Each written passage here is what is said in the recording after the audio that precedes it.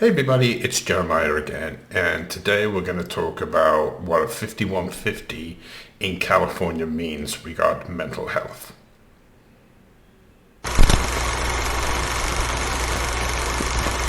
Welcome back. This is Jeremiah 11 again regarding mental health and what a 5150 is in California. So when you have a mental breakdown or mental health problem, you can be put on 5150, which is an involuntary hold in a mental distress. You can be put on whether it's through harm to yourself, harm to another, or like in the same situation of if you're running through the streets naked, screaming, they're after me when there's nobody there, you can go on the 5150 for that. And so a 5150 is what they like to call it, is in the codes, and that's why it's named that. But that's a hold that's guaranteed up to a 72-hour hold against your will. So I was on a 5150 myself. Stupid shit that I did.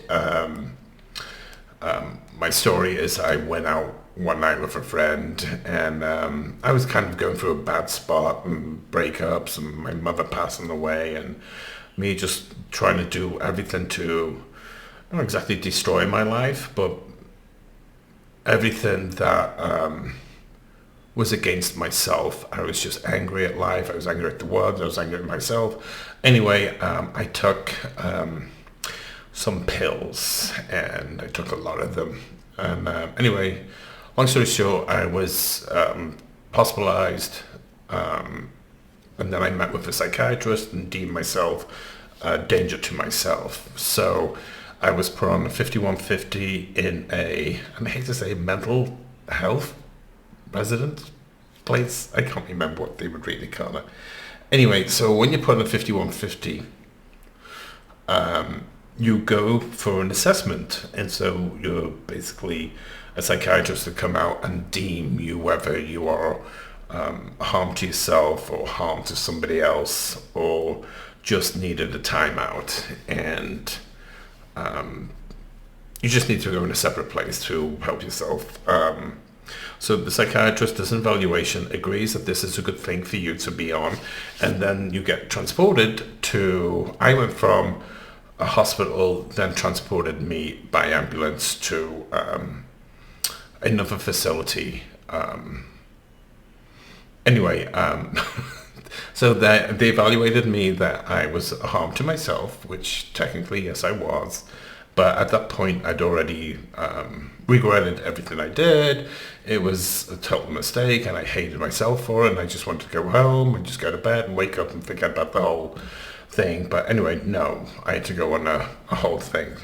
So then he transported me, and the options are by police car or by ambulance.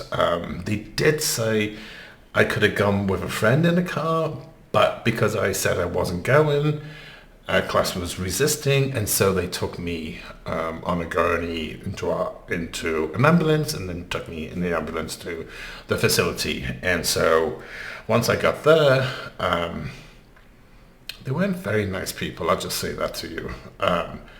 And so I got there, and then I get evaluated by their psychiatrist to see what's going on and what do they think that I needed from this experience and everything else.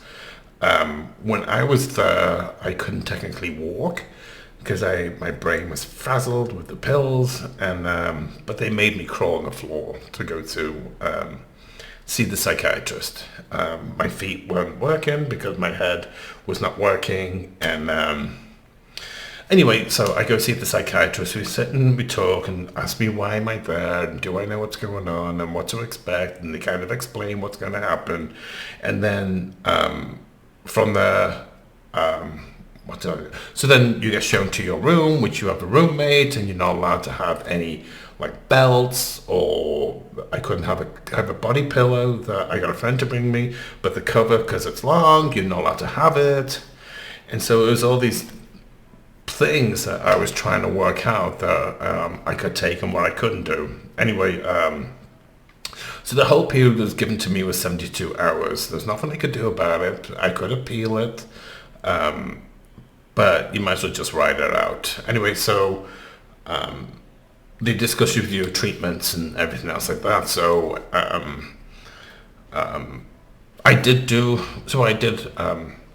therapist, I saw a psychiatrist, I did group therapy. I just tried to work out what's going on. And so from there, I learned that I've got rights. So the rights you technically have as, if you don't agree with it, when I get stressed, I get my spinner out, so I'm getting a little stressed. Anyway, you do have rights, and after 72 hours, they can hold you longer, but they need a judge to sign up on it. So you are entitled to a lawyer to represent you, to explain why you don't think this is a right decision. You can get a secondary psychiatrist to check you over and see what they say. But the best thing to do is just run out 72 hours. Follow what they want you to do and don't play a game. So what I did, so I'll go over myself right now. So when I first got taken in on the 5150, I got crawled in to see the psychiatrist, and she went on about, why I was there, what did I think I did, was it a good idea, yada, yada, yada. And so from there, I was shown to my room, and I had a roommate, and because it was late at night now, I take bipolar medications, I think I talked about this on a previous video, and sleeping pills and different things. Anyway, they asked me, did I want to take a pill? And I was kind of more shocked that they would ask me that, since this is the reason I'm in there. So they asked me, and I said no. So I didn't sleep the whole night, I just stayed up.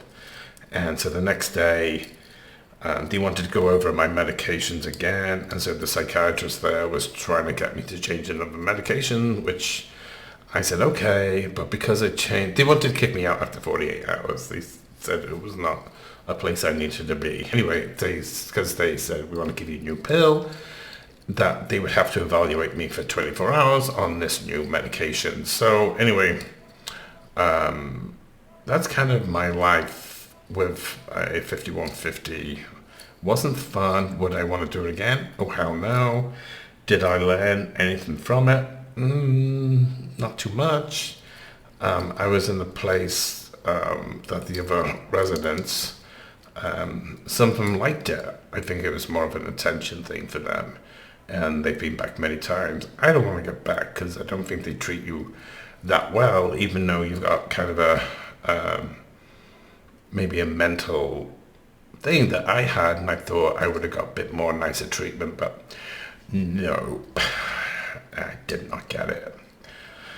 So anyway, that's my 5150, and that's how a 5150 is run. After I did my 72 hours, I was let go, but I had to check in with a therapist or a psychiatrist within 48 hours after I was seen.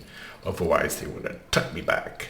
So I did that. I got out, spoke to a therapist, and we went over everything. And I had a friend, part of the deal as well, was a friend to stay with me for a week, which I didn't really care, but I had friends that offered. So that was nice that I had that support. So anyway, my biggest supporter at the time, and probably now as well, is my best buddy Randy William Broughton, I should say. Anyway, he's amazing. He's always there, no matter what I do or go through. He's like my brother. And today is October 19th, which would have been my brother's birthday, but he's gone. He would have been 57, and he's been gone for 32 years. And my brother, when he was 24, on Friday the 13th of September, I was 22, he decided to take, there's words I can't say on here, he did not want to be around any longer, and so he did something that made him not be around any longer. That's another story. Anyway, I'm going to go now because I'm getting slightly stressed out, and I'll talk to you soon.